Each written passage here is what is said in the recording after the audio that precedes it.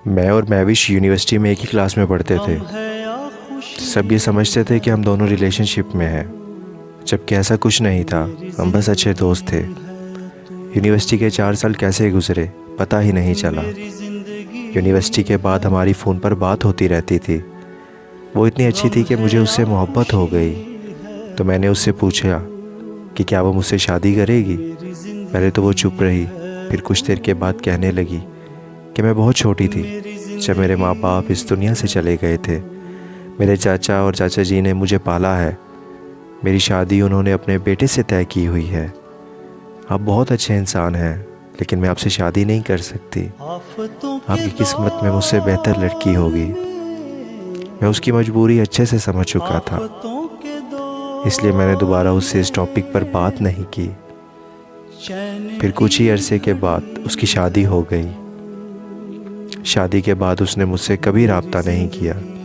कुछ महीनों बाद मैं भी उसे भूल गया और एमएस करने के लिए अमेरिका चला गया। और फिर जब मैं 2 साल के बाद पाकिस्तान वापस आया तो यूनिवर्सिटी के कुछ पुराने दोस्त मुझसे मिलने आए। उन्होंने जब महविश का जिक्र किया तो मुझे उससे मिलने की चाहत होने लगी। तो मैं महविश के चाचा के घर चला गया जहाँ वो रहती थी। वहाँ जाकर पता चला कि 1 साल पहले उसकी तलाक हो गई थी और तलाक के बाद वो कहाँ गई किसी को कुछ पता नहीं। ये सुनकर मुझे बहुत तकलीफ़ हुई और मैंने उसे ढूंढने का फ़ैसला किया। उसके सारे दोस्तों से, सारे रिश्तेदारों से पूछा, लेकिन किसी को कुछ मालूम नहीं था। ढूंढते ढूंढते 6 महीने गुजर गए, लेकिन उसका कुछ पता नहीं चला। एक दिन मैं दोपहर को सो रहा था कि मैंने एक ख्वाब देखा कि वो दाता दरबार की सीढ़ियों में बैठी रो रही है। मैं ख्वाब से जागते ही दाता दरबार के लिए निकल पड़ा। वहाँ पहुंचकर उसे इधर उधर तलाश किया, लेकिन वो नहीं मिली।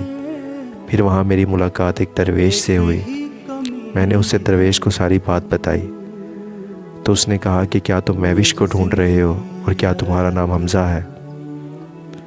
मैं उस दरवेश की बात सुनकर बहुत हैरान हो गया, क्योंकि मैंने उसे अपना और महविश का नाम नहीं बताया था।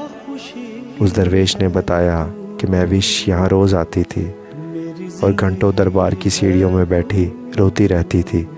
एक दिन मैंने उससे पूछा कि क्या इस दुनिया में तुम्हारा कोई अपना है, तो उसकी ज़ुबान पर पहला नाम हमज़ा था।